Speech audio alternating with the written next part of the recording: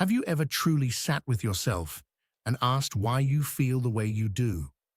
Why that persistent heaviness follows you like a silent shadow, clinging to every step you take? It's not always sadness in the traditional sense, nor is it simply emptiness or fatigue. It's something far more elusive, something that escapes definition, a quiet sorrow that settles deep in your bones and never seems to lift. You don't talk about it. Of course you don't. Instead, you mask it with polite smiles, half-hearted small talk, and social obligations that feel like wearing clothes 2 sizes too small.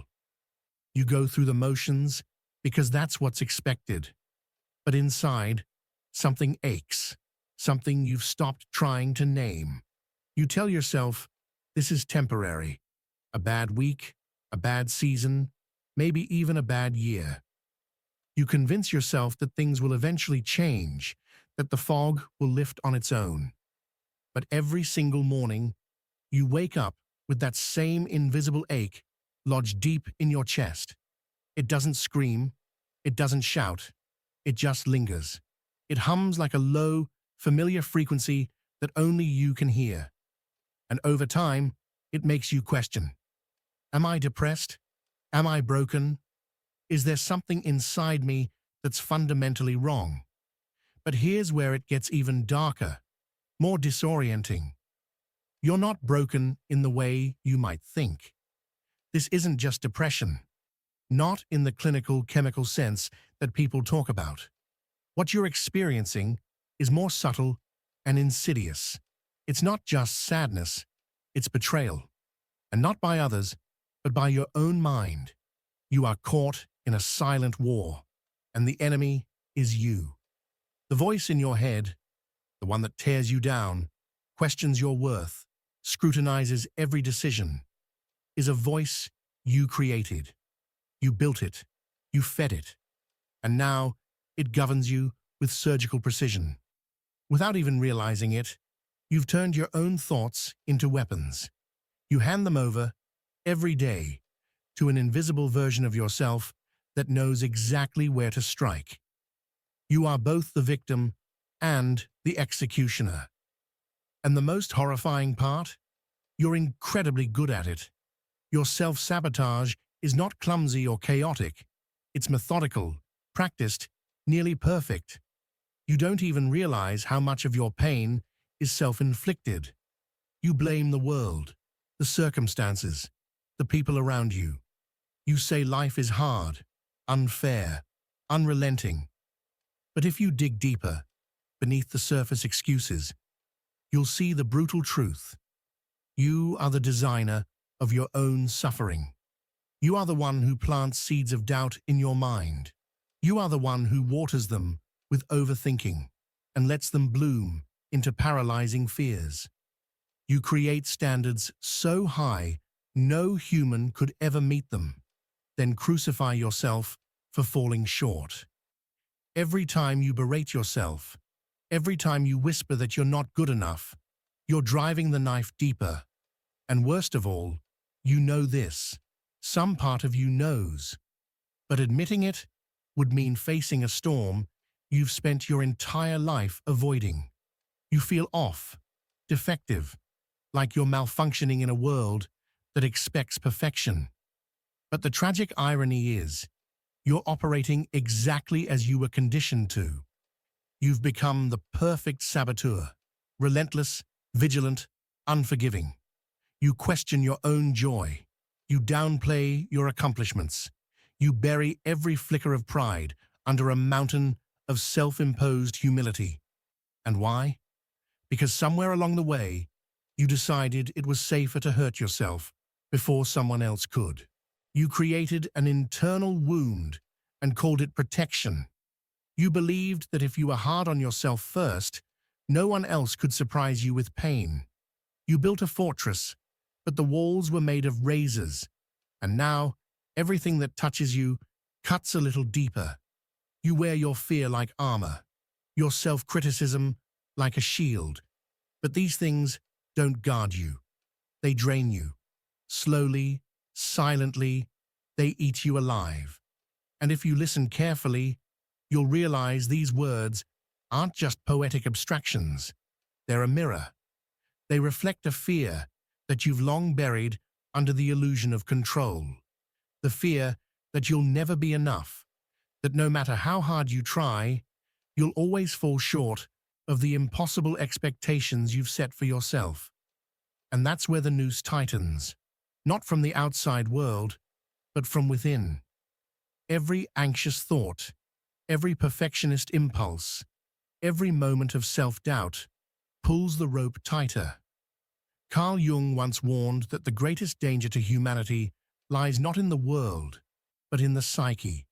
He understood that the real battles are not fought in the streets or the fields. They rage silently inside the mind. Because if the threat was external, you could escape it. You could move, change jobs, find new friends. But when the threat lives within, there's no flight, only the illusion of escape. You carry your war with you. Every city, every room, every conversation is haunted by it. You bring the battlefield wherever you go because the battlefield is you. No flags, no enemies, no peace treaties, just you, waking up every day to fight yourself in silence. And you've done it for so long that it's become your normal. You don't even hear the explosions anymore. You've grown numb to your own suffering. You've made peace with the chaos, and that is the saddest piece of all. You carry burdens that were never yours to begin with. You inherited guilt from voices long gone, expectations from people who never saw the real you.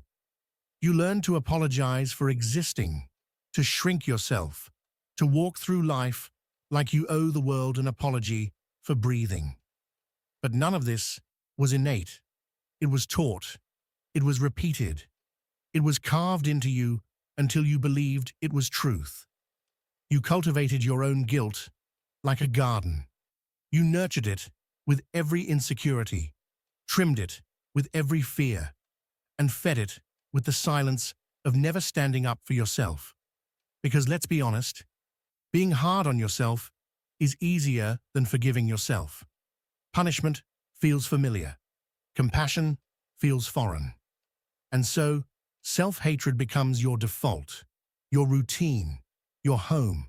Why? Because you were trained for this since childhood. You were taught that being kind to yourself was weakness, that being proud of yourself was arrogance, that loving yourself was vanity. So you became your own worst critic, your harshest judge. You convinced yourself that self-compassion was dangerous. But no one ever told you that the real danger was the slow, corrosive effect of constant self-destruction. And this is the part where most people stop listening. Because the truth hurts. The truth isn't warm or comfortable. It shakes the foundations. It demands that you take responsibility for the way you treat yourself. And that's terrifying. Because if you're the one holding the knife, then you're the one who has to choose to drop it. But here you are, still listening, still breathing. And maybe, just maybe, that means you're ready. Ready to stop waging war on yourself. Ready to stop normalizing pain. Ready to rebuild not with shame, but with understanding. Because you deserve that much. You always have. You're still here because something deep inside you recognizes every word as truth. Not just any truth, but your truth. One you've never quite managed to explain, yet you've always felt. You've carried it like a quiet ache, a background noise to your existence that never goes silent. And despite everything, despite the years, the doubts, the wounds, you're still here. Because somewhere inside you, there's a voice that refuses to die. A part of you. Maybe the smallest part, but also the most powerful. That still believes you're not meant to live in chains. That you're not destined to be a prisoner of fear.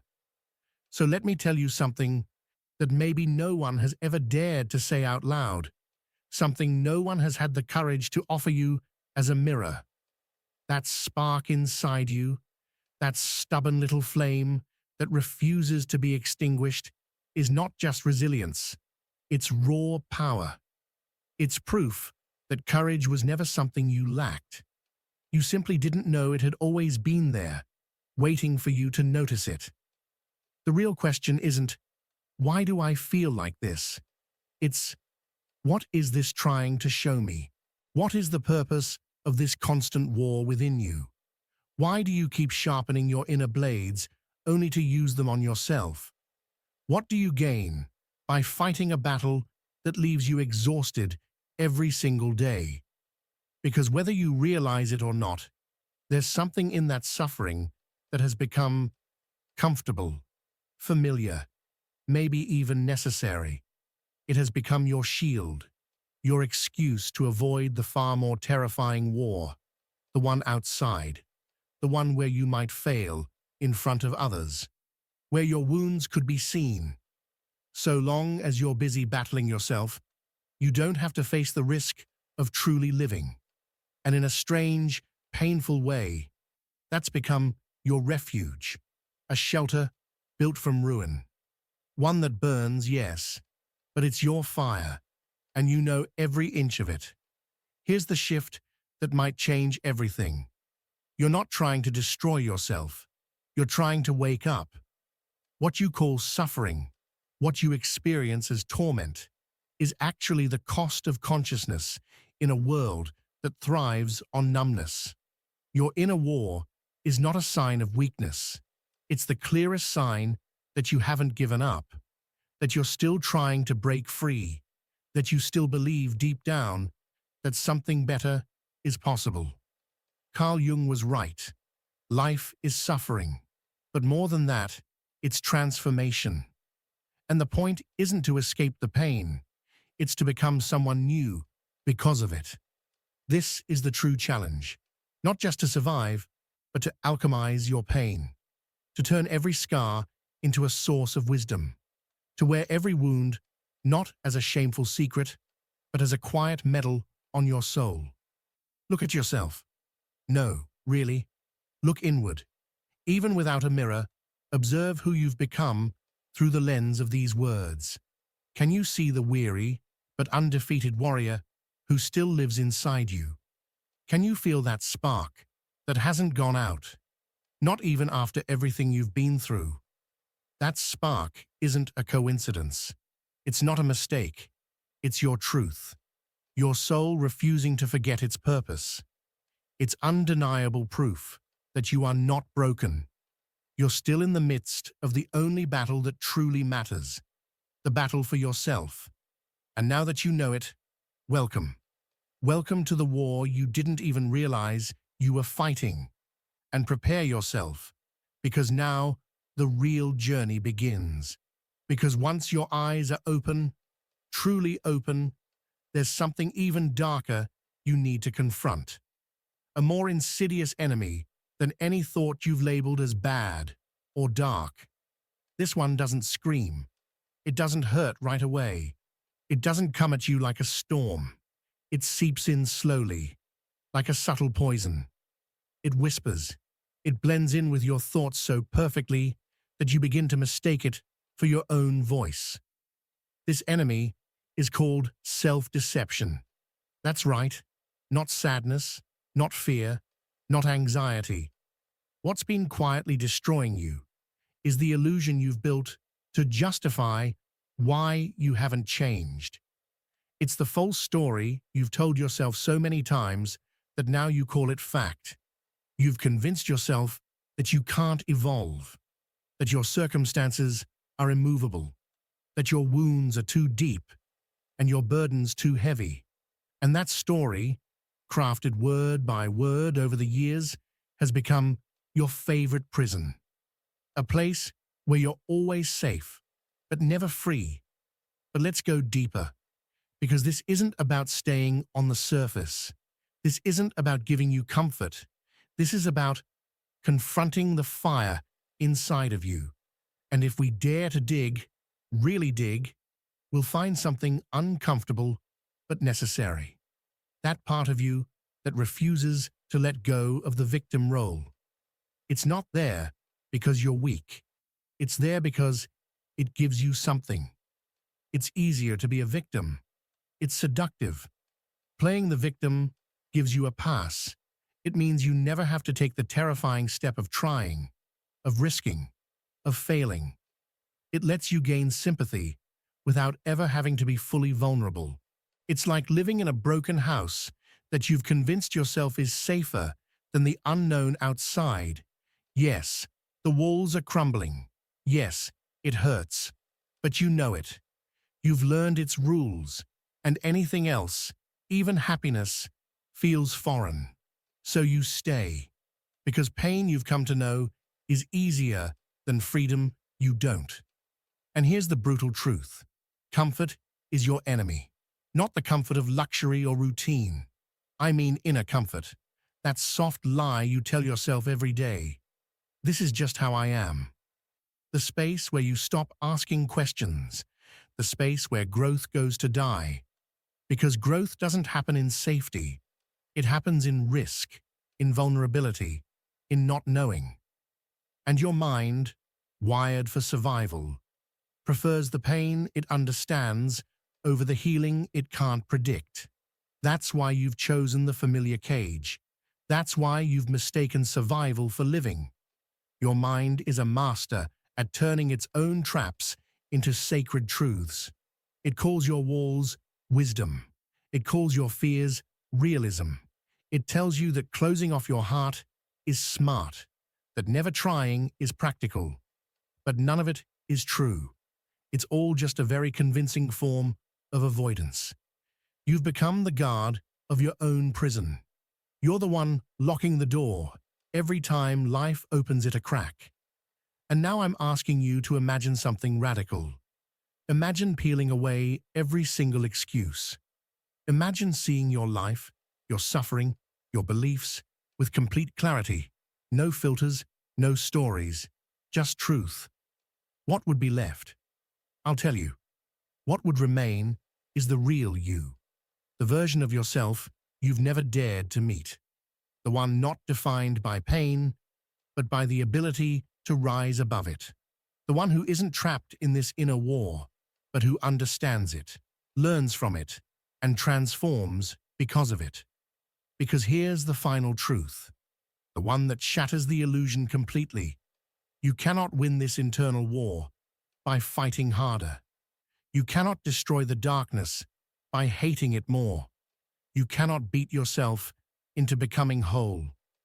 The only way forward is through love, through understanding, through the radical, terrifying act of choosing to see yourself not as broken, but as becoming. Your battle ends not when you conquer yourself, but when you embrace the truth of who you are. And that is when the real transformation begins.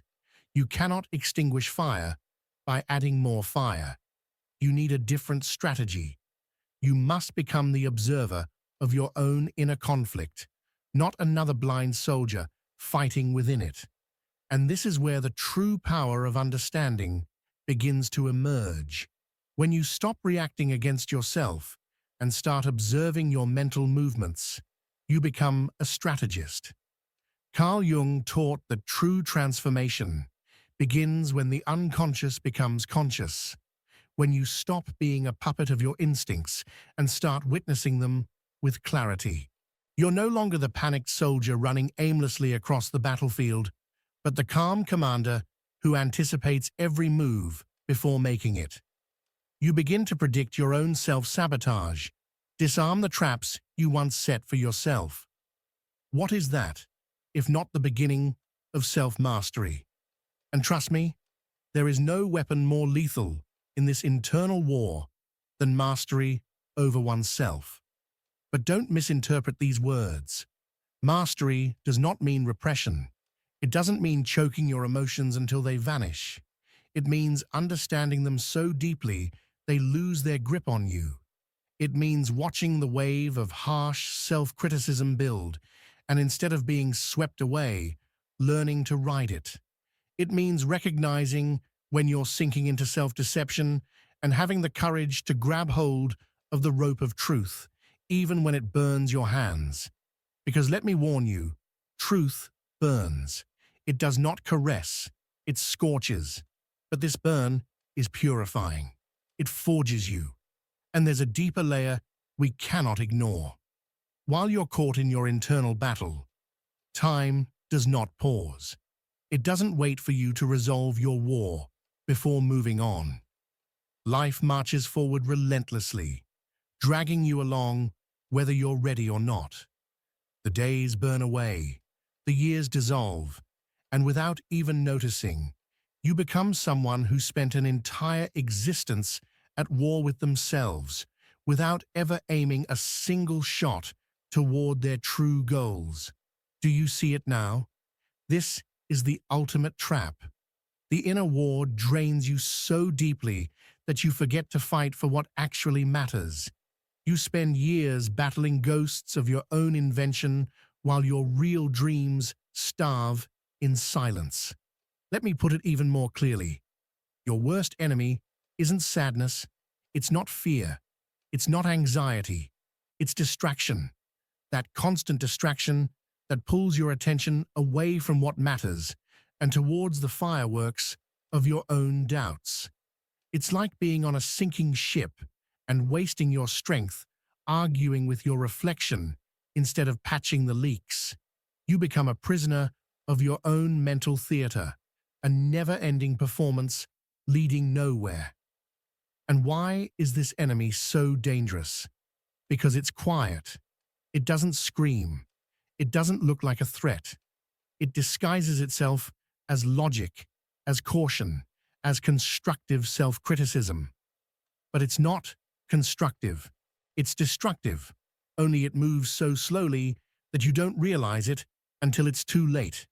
It convinces you that waiting a little longer is wise, that doubt is rational, that postponing your dreams in the name of responsibility is the mature thing to do. And meanwhile, life is slipping through your fingers. I want you to think about this with all the brutality it deserves. Every day you spend stuck in this inner war, you are giving away your time, your energy, your life to an enemy that exists only in your mind. You are surrendering your days to an illusion. You are mortgaging your existence out of fear of confronting what lies beyond your internal conflict. And here's the part that will chill your blood. What lies beyond is not an abyss. It's freedom. It's the possibility of living without the constant weight of mental self-destruction. But to reach that freedom, you must walk across the minefield of your own deceptions. The good news is, the mines aren't real. They are mental constructs, ones you can dismantle if you dare to see them for what they truly are. Sophisticated excuses disguised as protection. You need to understand that this inner war cannot be won with more resistance. It is won through surrender. Not the kind of surrender that signals defeat, but the kind that signifies acceptance. Acceptance that the war was never necessary. Acceptance that you are not broken, that you don't need fixing. You simply need to stop fighting your own existence. Let me ask you something you've probably avoided for far too long. How much longer are you going to delay your own peace? How many more days, weeks, or even years will you choose to remain trapped? Not by someone else, not by the world, but by your own inner mechanisms, by the mental weapons you've forged and turned against yourself. You see, the battle that's been raging inside of you, it doesn't end when life gets easier or when someone comes along to rescue you. It ends only when you decide to lay down your arms, and not a second before. Listen carefully now. Don't let your mind wander. This is where most people look away, where they blink, where they retreat into the comfort of distraction. but not you, because what I'm about to share is something most never dare to speak out loud. It's the final chapter in the story you thought you understood. A revelation buried beneath all the motivational noise, beneath the surface of every self-help book you've ever skimmed. The war within you, the one that keeps you up at night, that tightens your chest, that whispers failure when you try to rise. It doesn't end with a flash of insight or a sudden jolt of inspiration. It doesn't end with a catchy quote or a fleeting feeling. That's not how real transformation works. That's not how inner peace is born. The truth is harder. It's deeper. The truth is that the part of you you've been fighting, the part you call your inner enemy, is not really your enemy at all. It is a fragment of you, raw and unrefined, desperately trying to speak. That fear, that harsh voice that criticizes your every move, that self-sabotage you mistake for weakness, none of it is meant to destroy you. It's meant to wake you up. What you've been calling your enemy is just a distorted reflection of your own survival instinct. Primitive, chaotic, overreactive. A voice formed in moments of trauma and uncertainty. A voice trying to shield you from imagined threats long after the danger has passed. But in its confusion, it lashes out at the very person it's trying to protect. You. Do you understand what that means? You've been trying to silence this voice with force. You've tried to numb it, escape it, or destroy it entirely. But you can't win that way, because it's not a monster. It's a scared guardian. And no amount of violence will quiet a guardian who believes you are still in danger. So what do? You do the hardest, most counterintuitive thing possible. You don't fight it. You don't surrender to it either. You listen. You understand. You acknowledge its presence without letting it take the wheel. That's what true inner mastery looks like. It's not about creating a perfectly silent mind. That doesn't exist. Even the most enlightened minds are filled with noise. But they've learned to walk anyway. You build, even as the doubts echo through your skull. You move forward, even when fear clings to your heels. You take one more step, knowing the ghosts of your past may always be near, but they no longer have the power to guide your direction. Because here is a truth that changes everything. Fear doesn't vanish. It doesn't dissolve in light. It walks beside you, and you walk anyway. Insecurity doesn't disappear, but it loses its grip every time you act despite it. And that war you've been fighting inside, it isn't one like a normal war. It's transcended. It ends not in conquest, but in understanding. Not in domination, but in integration. Look at yourself. Really look. You've made it this far. Through the storms, through the dark nights, when your own thoughts felt like enemies. You've endured every judgment, every failure, every self-inflicted wound. You've survived truths that others would run from. Doesn't that tell you something? That somewhere deep inside, the transformation has already begun, even if you didn't see it happening. There's a part of you, small perhaps, but growing, that's sick of illusions, tired of comforting lies, and ready, finally ready, for the discomfort that leads to growth. That core part of you, your essence, has moved beyond mere survival. It wants to live now, truly live. And that is the most sacred kind of victory. The realization that you don't have to keep wounding yourself to prove you're strong. That you can stop picking up weapons and start picking up tools. That the darkest part of you, the one you've labeled as broken or weak, may be the very source of your resilience, your insight, your power. Because a person who has survived the war within is no longer afraid of what the world might throw at them. They've already faced their fiercest opponent, themselves, and they made it out alive. So now, I want to offer you something. Just one simple act. It won't cost anything. It's small, but it's powerful, if you choose to do it. Leave a comment beneath this video with these words. Today, I've seen my true enemy. That's all. No explanation, no context. Let it sit there like a mysterious message, a breadcrumb trail for others who are beginning to wake up. It will be our quiet revolution, the unseen chorus of those who have decided to face their own reflection. And if these words reached you, if even a tiny part of you felt seen, recognized, understood, then stay, subscribe, because what we've uncovered here, it's only the beginning. There is more, so much more to discover, to unravel, to rebuild from the ashes. This journey isn't ending, it's just beginning. But before you go, I want you to do one final thing. Don't go searching for peace in the outside world, not while there's a war still being waged inside. Make today the day you form the most important alliance of your life, not with anyone else, with yourself. Look into your inner reflection. Really look and say, I won't destroy you. I'll listen to you. I won't fear you. I'll walk beside you. That is real power. Not silence, not absence, but harmony within chaos. Grace inside the storm. And now, say goodbye to the old version of you.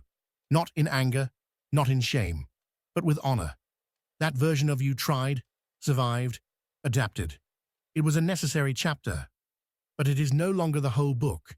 You are more than your wounds, more than your doubts. You are the architect of your own freedom. Turn off this video. Yes, turn it off.